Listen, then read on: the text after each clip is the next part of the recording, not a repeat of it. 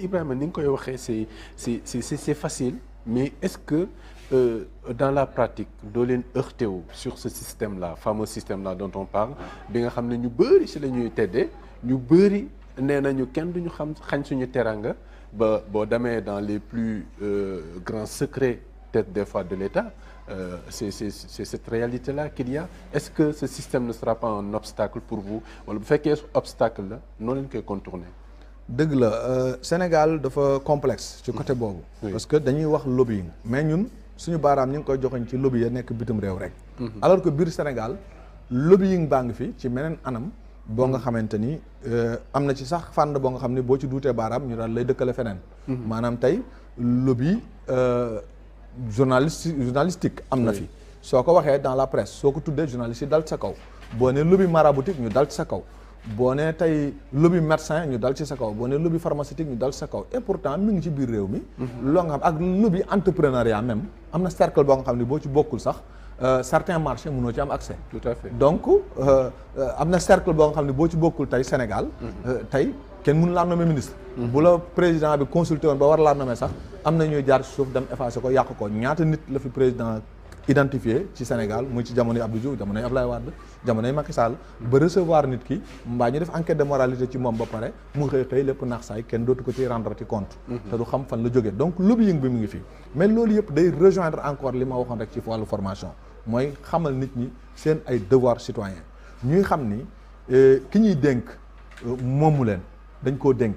kooku nag ki nga dénk sa yëf nag yaa koy wax nii nga ma koy téyele mais moom du ne la non fii laa koy jaarale lu dul mu tegal la plan boo nga xamante ni xam-xamam moo lay wan ni lii mu lay proposé moom moo gën ci yow moom moo gën ci askan wi nga doog ko nangu mais waroo ñëw dénk nit ba pare jàpp ni moom mooy sa yàlla parce que politiciens yi noonu la ñuy doxee dañuy jàpp ginaar suqi ba mu set muy dund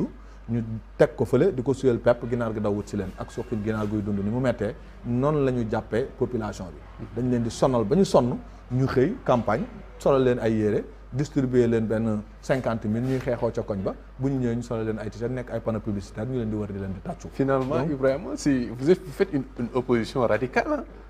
Bon dans le discours c'est complètement peut-être opposé à ce qui se passe actuellement c'est-à-dire que da ngeen ni finalement da ngeen di prôner des réformes profondes. La manière de gouverner oui. de la même manière depuis 1960 et la manière de s'opposer de la même manière depuis 1960 oui. Je m'y oppose radicalement.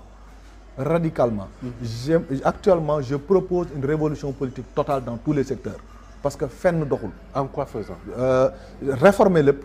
Réformer les lois en passant par la constitution. dama wax ni le mouvement Jàmmi Sénégal bis bu ko yàlla joxee réew mi li ñuy njëkk a def mooy un référendum modifier la constitution tëj ko carrément ba nga xamante ni nit dootu ko mën a tee laal.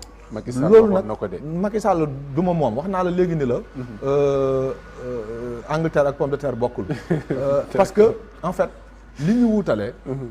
bari na li ñu wutale bari na parce que nit koo nga xamante ni si tey da ngaa rêvé wul woon ci àdduna ni peut-être di nga egg fenn fi xëy na boo fa eggee mën ngaa jëfee neneen mais ñun nag wax dëgg yàlla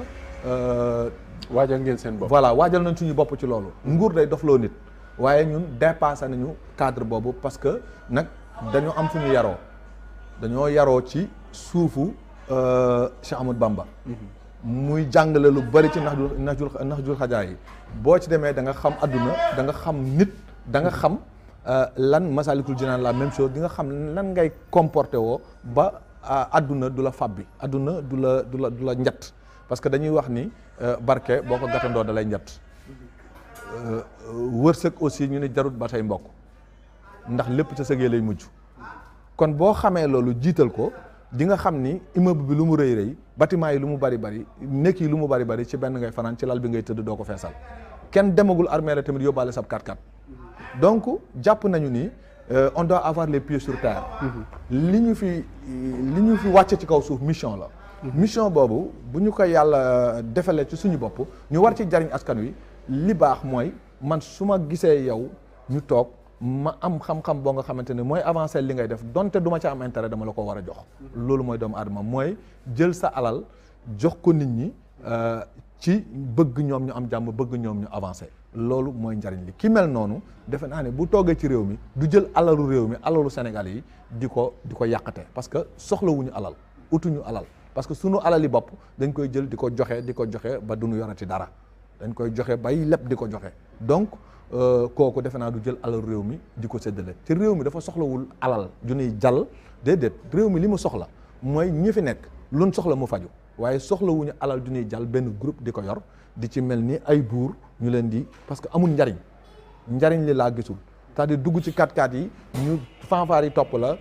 ñu lay tàccu ñu lay xaar ngay mel ni buur loolu laa gisul njariñ li parce que buur yi ñuy wax sax bu njëkk buur yi honneur lañ doon défendre mais défendre ruñu woon alal défendre ruñu woon yëkkati ay mbagg maanaam kenn du toroxal askan wi loolu moo leen jaraloon seen bakkan te xam nga ñoom dañ daan takk